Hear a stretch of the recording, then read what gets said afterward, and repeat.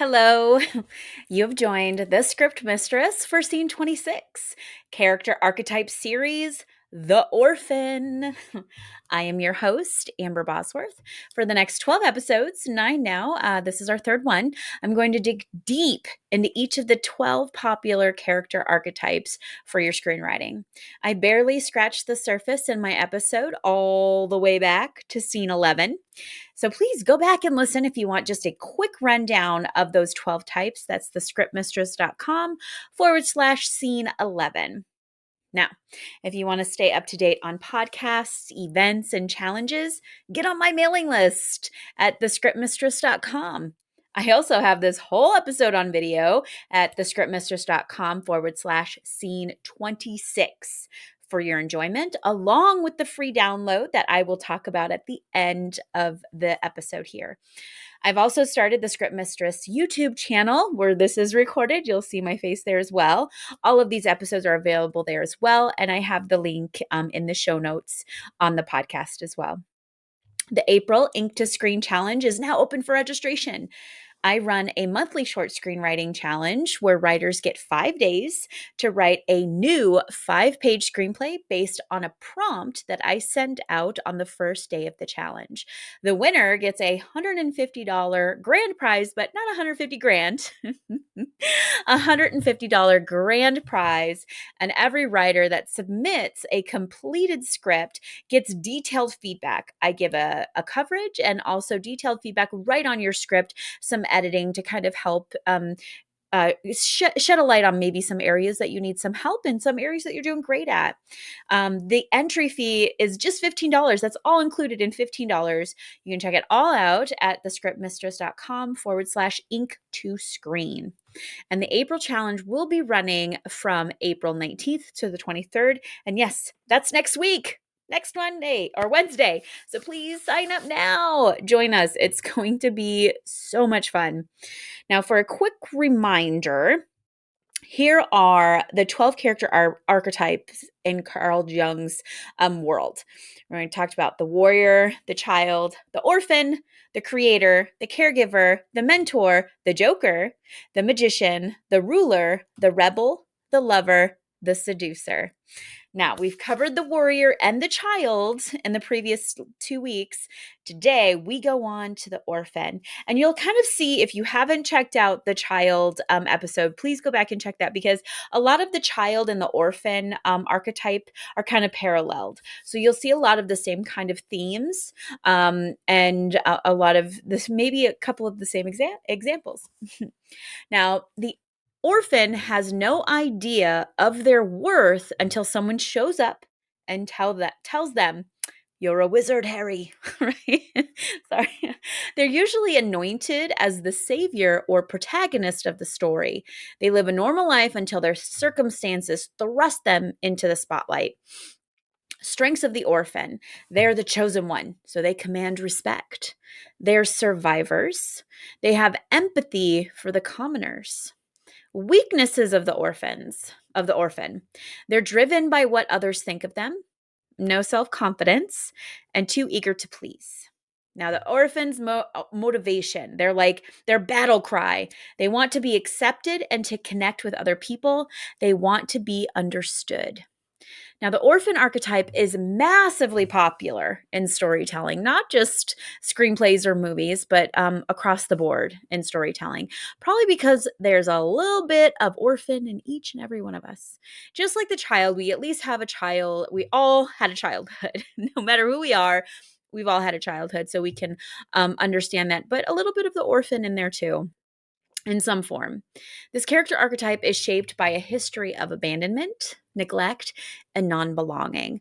While I'm hoping that doesn't describe your everyday life, we are all at least familiar with these feelings in some form, whether through high school, grade school, at our own homes, or other family members or friends.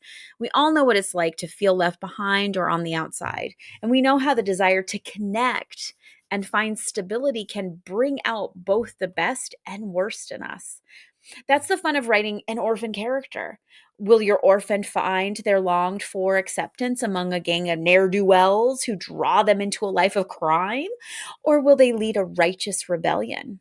The possibilities are endless, and the potential for an unforgettable character arc is huge. There's so much potential here. To help you get those creative wheels turning as you design your own orphan, let me explain a little bit more. Explain how you can use your orphan's traits and tendencies to craft a compelling story, the primary characteristics of an orphan, where you've seen this character archetype before, so let's get to it. Quote from an orphan archetype character: "A kingdom of isolation. It looks like I'm the queen." Elsa from Frozen. So, what is the orphan archetype? If you haven't been following the archetypes that we're talking about, let me get you up to the speed on the archetype again. I'll just mention what an archetype is. An archetype refers to a set of characteristics, fears, motivations, and experiences that are universally familiar to readers. Unlike stock characters, which tend to flatten personality traits into oversimplified cliches, archetypes help you tap into deeper qualities that readers immediately recognize. Just the phrase orphan archetype probably already has you thinking about some of your all time favorite orphans: Harry Potter, Batman, Little Orphan Annie. Now, these characters are unforgettable because they follow a powerful archetype. The orphan has a backstory defined by trauma, abandonment, abuse, or neglect. They are typically positioned as an outsider, forced to grow quickly and fend for themselves. Also known as the realist, the orphan tends to take a pessimistic view of the world. I know, just like reading that or saying it out loud, I think about the orphan characters and how pessimistic that they are, especially at the beginning. And that's just another way that you can show the character evolving throughout your story. It's important to know that not all orphans are orphans and not all orphans are orphans. The archetype doesn't care if your character actually has parents. It's more about how your character perceives their own belonging in the world. Quote, "I tried nice and I was freaking paralyzed and nobody even noticed, so I'm done with nice." Petra Solano, Jane the Virgin. Now, using the orphan in storytelling. When we meet an orphan in our books and movies, we often catch them at a crossroads. Usually, this crossroads comes about when a new development lands them in an unfamiliar situation, often a situation that's grander or more exciting than what they're used to. They're asking themselves major questions like, do I keep trying to contribute to a world that rejects me? Or should I just buy a cape and half mask and play my pipe organ alone in the basement? Now, their answer decides the plot, usually in one of these ways. The orphan becomes a hero. Now, orphan heroes are fun to watch because they're not born into privilege, power, and popularity. Rather, they're common person types who are brave enough to say, "I don't care if you like me, I'm going to do what's right." In fact, the orphan's outsider status becomes a major asset in their mission. They bring a different perspective, play by different rules, and name those who must not be named. The orphan is also a fierce protector of the vulnerable due to their own experience with abandonment or abuse. There's a reason why superheroes are orphans. Just think about that for a little bit. There is a reason. Now, the orphan can also become a villain. Sometimes all that childhood trauma can have the opposite effect. An orphan might withdraw from the world that rejects them. They might want vengeance for their suffering, or they might build their life around pure self-interest, reasoning that no one else will care for them. So they'll have to do it themselves. The orphan runs away. Some orphans choose to avoid conflict altogether. And who can blame them? They've suffered major trauma, and now it's somehow on them to avenge their father's death and reclaim the kingdom. Why? Just so everybody else can feel good? Of course, the fleeing is usually part of a heroic arc. Simba will eventually return to Pride Rock. Harry will stop griping about the chosen one situation, and Elsa will learn to embrace her power. What's interesting is that these wildly different choices can all stem from the same fears, motivations, and character traits. And that leads us to the next part. And again, just think about all the great things like when something happens, nature versus nurture, like the same thing that might have happened to two very similar people, but they can have very, very different reactions. And that is what is so fun to explore when you're writing the orphan character. Now, orphans are not the silver lining type. Orphan archetype characteristics. The orphan doesn't have to embody all of these qualities. They don't. So don't write this list down and say they have to embody all this. They don't. But odds are good that your favorite neglected soul, dark soul hero possesses a handful of these common traits.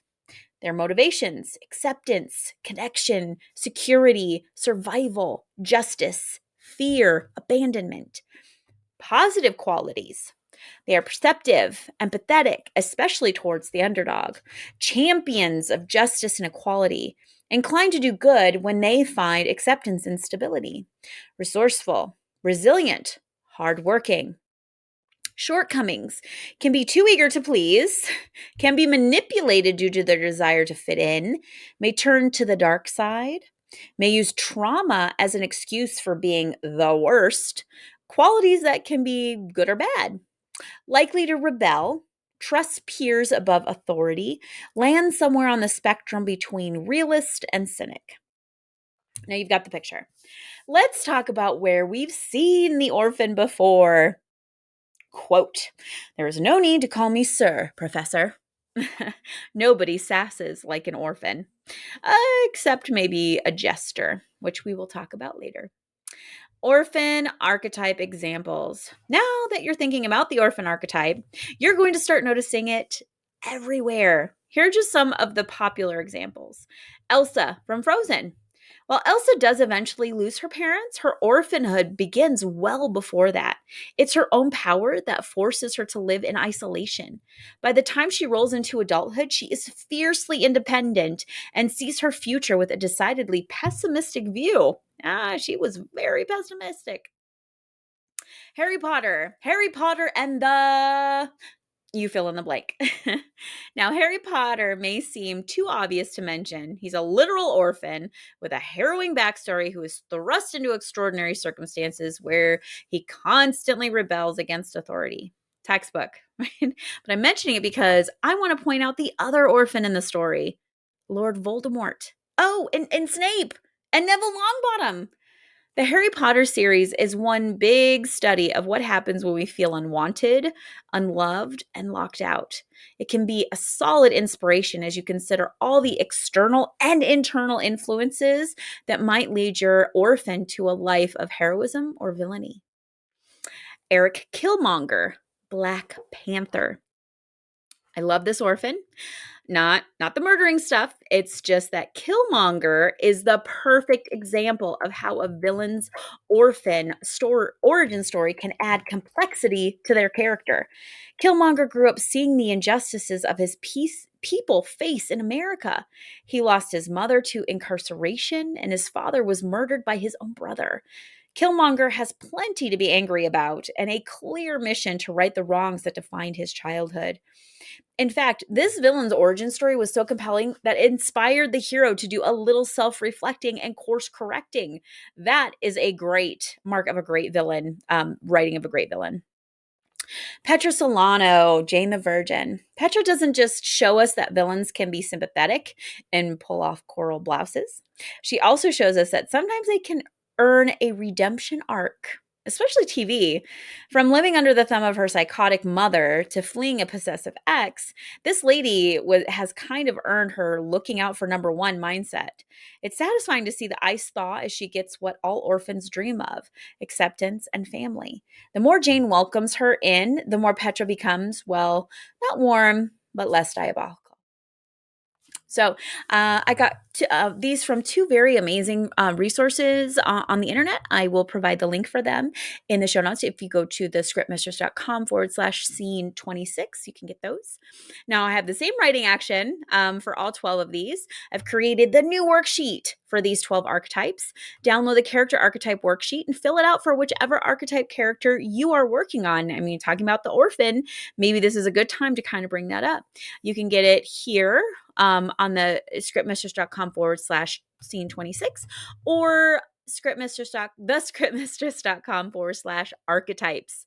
Now, feel free to share some of your thoughts on the Facebook page, Ink to Screen Facebook page, or email me at amber@thescriptmistress.com to get extra help. Now, don't forget about that monthly screenwriting challenge. April is open. It's almost here. You could win $150 and get feedback on your writing, all for just $15. Check it all out at thescriptmistress.com/ink to screen. Thank you for listening and or watching. I truly value any feedback. If you have an idea for a podcast that might help your writing, you can email me at amber@thescriptmistress.com.